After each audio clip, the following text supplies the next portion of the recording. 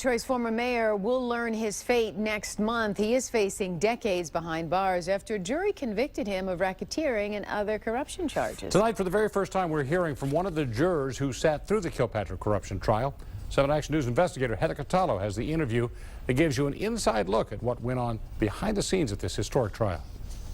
For 6 months, they were sworn to secrecy. During the trial, I knew Sean McKinney only as juror number 13, but now he's breaking his silence to show us how being part of the Kilpatrick corruption trial changed his life.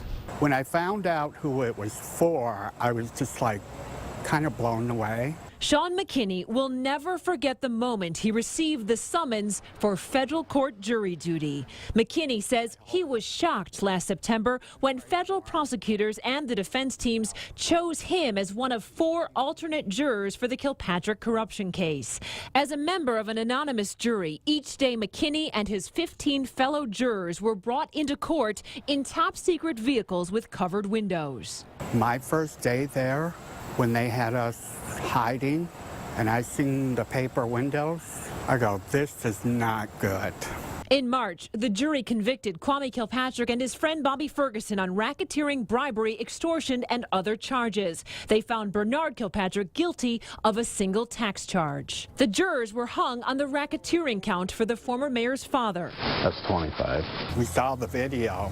That wasn't enough evidence. Looks bad, but it's not beyond a reasonable doubt.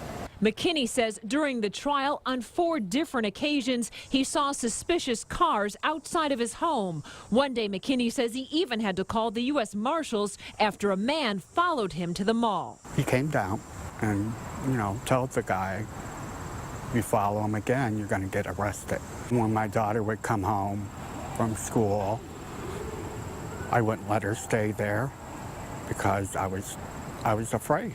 McKinney says it was hard to avoid media coverage of the trial for 6 months, and being a juror was both demanding and rewarding. It changed a lot of people.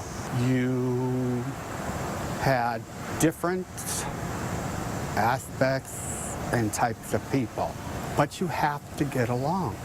You have to respect another person. Did you ever think, gosh, I'm sitting through this whole ordeal and I don't actually get to deliberate? Yeah, I did. Was that hard? Why?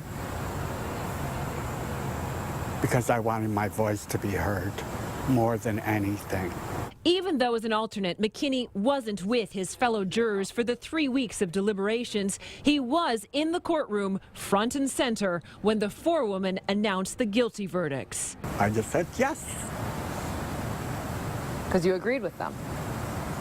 The evidence was all there. Beyond a reasonable doubt. Beyond reasonable doubt. McKinney says he came into the case open-minded, but after seeing all of the money that flowed into the former mayor's accounts, he believed crimes were committed. What did you think about the golf clubs and the trips, the massages? I thought, geez, I would love that. I don't know any other mayor that does that. McKinney says he thought the defense was weak and told us he felt that having the former mayor's wife and children in court for only closing arguments backfired. That whole trial, not one of them showed up. And then they all come in, dressed to the nines. McKinney says he thinks Ferguson and Kilpatrick should both spend decades behind bars, but he wants the former mayor to be able to see his children. Hopefully that'll break that cycle, that these kids will grow up. If they want to do politics, that's fine. Do it the right way.